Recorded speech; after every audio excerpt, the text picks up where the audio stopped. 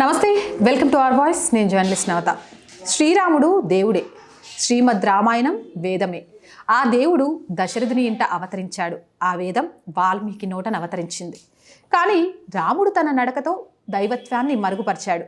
ఈ గుట్టును బయటపడనీయక భద్రపరిచారు. ఈ గుట్టు రావణవధ వరకే. రాముడెంత దాచాలనుకున్నా అది దాగలేదు. బ్రహ్మ రుద్రాదులే దానిని బయట పెట్టారు. ఏ దేశమేగినా ఎందుకాలిడినా, ఏ పీఠమెక్కినా ఎవ్వరేమనినా, పొగడరా నీ తల్లి భూమి భారతిని, నిలుపరా నీ జాతి నిండు గౌరవము అన్నారు ఆధునిక కవి. రామాయణం భారతీయ వాజ్మయంలో ఆది కావ్యంగా, దానిని సంస్కృతంలో రచించిన వాల్మీకి మహాముని ఆది కవిగాను సుప్రసిద్ధం. ఈ కావ్యం ఎంతో ఆదరణీయం, పూజనీయం. భారతదేశంతో సాంస్కృతిక మత సంబంధాలు కలిగినవి ఆగ్నేయ ఆసియా దేశాలు. అవి 11: Brunei, Cambodia, Indonesia, Laos, Malaysia, Myanmar, Philippines, Singapore, Thailand, Timor, Leste, Vietnam. ఈ దేశాలలోనూ రామాయణ గాథ ప్రచారంలో ఉంది. ఇండోనేషియాలోని బాలి దీవిలో రామాయణం నృత్య నాటకంగా ప్రసిద్ధి. 24,000 శ్లోకాలతో కూడిన రామాయణం భారతదేశంలో హిందూ ధర్మ చరిత్ర, సంస్కృతి, నడవడిక, నమ్మకాలు, ఆచారాలపై అనితరమైన ప్రభావం కలిగి ఉంది. రామాయణంలో సీతారాముల పవిత్ర చరిత్రను వర్ణించారు. తండ్రి కొడుకులు, భార్యాభర్తలు, అన్నదమ్ములు, యజమాని సేవకులు, మిత్రులు, రాజు ప్రజలు, భగవంతుడు భక్తుడు, వీరి మధ్య సంబంధ బాంధవ్యాలు, ప్రవర్తనా విధానాలు రామాయణం విశ్లేషించింది. అష్టాక్షరి మంత్రం ఓం నమో నారాయణాయ నుండి రా బీజాక్షరం, పంచాక్షరి మంత్రం ఓం నమ శివాయ నుండి మా బీజాక్షరి పొందుపరిచిందే రామ అనే శబ్దం. 3 సార్లు రామనామం స్మరిస్తే విష్ణు సహస్రనామ స్తోత్రం చేసిన ఫలితం లభిస్తుందని సహస్రనామ స్తోత్రం ఉత్తర పీఠిక చెబుతుంది. భారతదేశం తన పురాణాలను ప్రపంచానికి బోధించడానికి వెళ్ళి తన పొరుగువారికి సుమారు ఆసియాలోని 300 మందికి ఒక దేవుడిని, రాముడిని, ఒక మతాన్ని, ఒక సిద్ధాంతాన్ని, ఒక కళను ఇచ్చింది. అలాంటి ఓ నమూనాలను సుమారు 2500 సంవత్సరాలకు పూర్వమే వాల్మీకి మహర్షి రామాయణం రూపంలో అందించారు అంటారు ఫ్రెంచ్ ఇండాలజిస్ట్ సిల్వెన్ లెవి. నైతిక వర్తనకు సంబంధించి ప్రపంచానికి పరిచయమైన గ్రంథాలలో రామాయణం అగ్రస్థానంలో ఉంటుంది.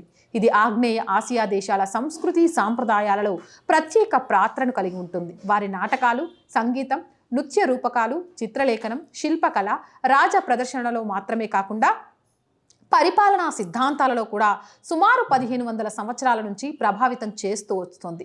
బౌద్ధులు, ముస్లింలు అధికంగా ఉన్న దేశాలలో కూడా రామాయణ కథతో వచ్చిన రంగస్థల కళారూపకాలకు విశేష ప్రజాదరణ ఉంది. ఇప్పటికీ ఆ ప్రదర్శనలు కొనసాగుతున్నాయి. ఆగ్నేయాసియాలో పాలకులను భగవాన్ రామ్ పేరును తమ పేరుగా స్వీకరించారు. విష్ణువుకు సంబంధించిన ప్రతిమలు, ప్రతీకలు, వారి రాజముద్రికలను అలంకరించారు. ఆగ్నేయ ఆసియా నగరాలకు, మహానగరాలకు వాల్మీకి మహర్షి ఇతిహాసంలోని పూజనీయ స్థలాల పేర్లు పెట్టారు. అందులో ముఖ్యమైనది అయోధ్య. ఆగ్నేయ ఆసియా సంస్కృతులలో అప్రతిహాతంగా సాగిన రామాయణ వారసత్వ కారణంగా Indian council for cultural relations అంతర్జాతీయ రామాయణ ఉత్సవాన్ని నిర్వహిస్తోంది.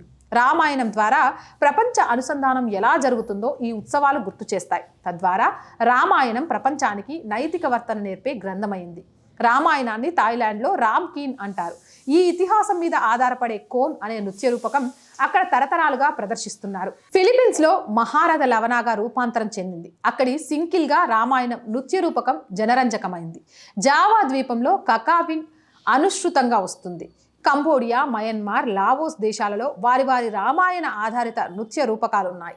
వాటికి స్థానిక సాంప్రదాయాలు, గాథలు కలిపి ప్రదర్శిస్తారు.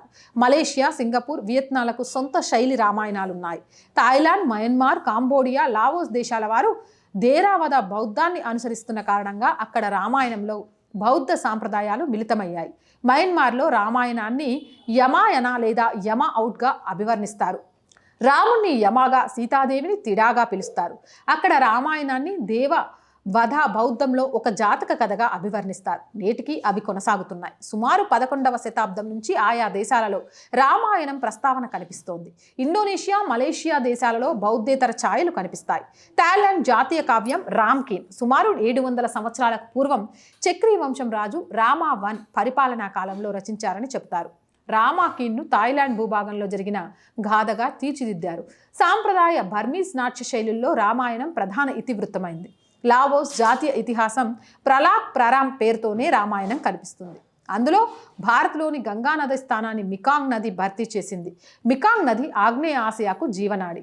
లావోస్ ప్రజలు రామాయణాన్ని బుద్ధుని జాతక కథగా, రాముడిని గౌతమ బుద్ధుని అవతారంగా పరిగణిస్తారు.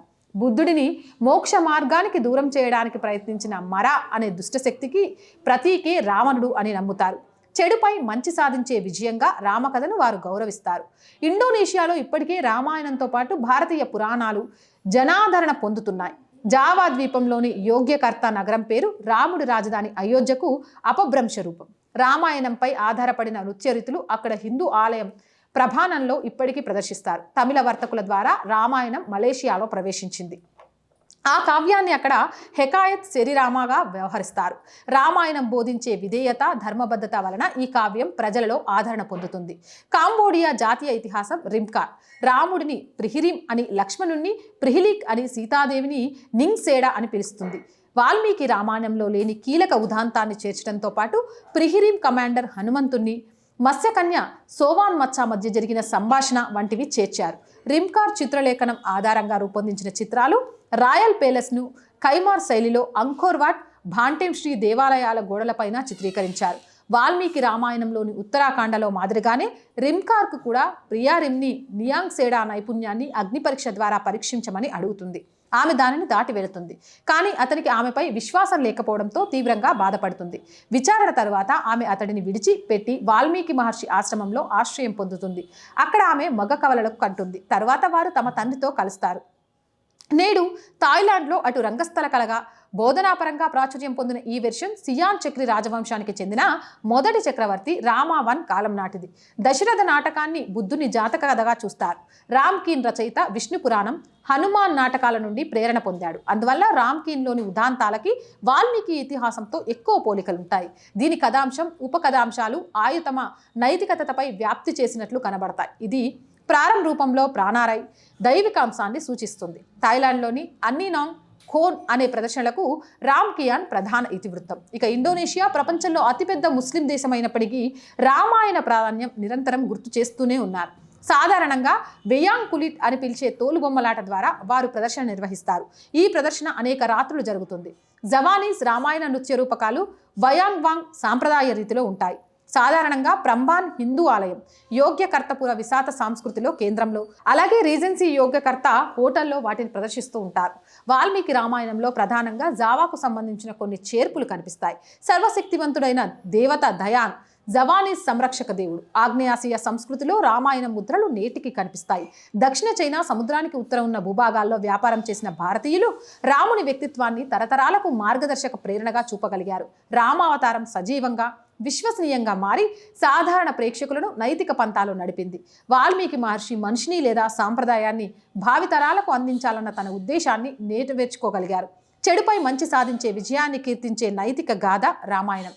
ఇది భారత్లోనే కాకుండా ప్రపంచవ్యాప్తంగా సాంస్కృతిక సాంప్రదాయాలను, నైతికతను కీర్తించే వ్యవస్థకు మాతృకగా నిలిచింది. మరి ముఖ్యంగా ఆగ్నేయ ఆసియా దేశాల్లో అయితే సంగీత నాటక రీతుల్ని, చిత్రనాట్య కళలను, ఆచార వ్యవహారాలను, పరిపాలనా విధానాన్ని రామాయణం గాఢంగా ప్రభావితం చేసింది. ఆయా దేశాల్లో ఇప్పటికీ రామాయణ ఆధారిత రంగస్థల ప్రదర్శనలు ఉంటాయి. వందల ఏళ్లైనా ప్రజాదరణ పొందుతూనే ఉంది. కారణం రామకథ సమాజాన్ని పరిశీలించి రాసిన మానవ జీవితం, సుఖదుఖాల సమ్మేళనం. వాల్మీకి మహర్షి కూడా ఇదే ఆశయంతో రచన సాగించారు. ప్రపంచంలోని ఆగ్నేయ ఆసియా దేశాలతో పాటు అనేక దేశాలు రాముడి కథను చెబుతూ ఉంటే, రామరాజ్యం కావాలని కోరుకుంటూ ఉంటే, భారతదేశంలోనే కొందరు మూర్ఖులు రామకథ మీద, రాముడి మీద నోటికొచ్చిన వాగుడు వాగుతున్నారు. వాళ్ళందరికీ రాముడి గొప్పతనం తెలియాలి అనే ఉద్దేశంతో రామాయణం గొప్పతనంతో పాటు రామరాజ్యం ఎందుకు కావాలి అనే ఉద్దేశాన్ని తెలియడం కోసం ఈ వీడియో చేయడం జరిగింది. మరి ఈ వీడియోపై మీ అభిప్రాయం, అలాగే రామకథపై మీ అభిప్రాయాన్ని కామెంట్ సెక్షన్లో తెలియజేయండి. రామరాజ్య స్థాపన కోసం ప్రతి ఒక్కరూ కృషి చేయాల్సిన అవసరం ఉందంటారా లేదా? మీ అభిప్రాయాన్ని చెప్పేయండి. మోర్ వీడియోస్ కోసం ఆర్ వాయిస్ ఛానల్ని వెంటనే సబ్స్క్రైబ్ చేయండి. చాలామంది వీడియోస్ చూస్తున్నారు బట్ సబ్స్క్రైబ్ చేయడం మర్చిపోతున్నారు. So please subscribe our channel. Content బాగుంది అనిపిస్తే లైక్ చేయండి, షేర్ చేయండి. దాని ద్వారా వీడియోస్ వైరల్గా మారుతాయి. ఆర్థికంగా ఆర్ వాయిస్కి చేయుతగా నిలవండి. ఆర్థికంగా సపోర్ట్ చేయాలి అంటే సబ్స్క్రిప్షన్ పక్కనే జాయిన్ అనే బటన్ ఉంది. 1 to 5 లెవెల్స్ ఉంటాయి. ఏదో ఒక లెవెల్లో సపోర్ట్ చేయండి. అలాగే స్క్రీన్ మీద గూగుల్ పే, ఫోన్పేతో పాటు అకౌంట్ డీటెయిల్స్ కూడా ఉంటాయి. మీకు తోచిన సహాయాన్ని అందించవచ్చు. వ్యాపార ప్రకటనల కోసం 8328500576 నెంబర్ని సంప్రదించండి. జై హింద్, జై భారత్.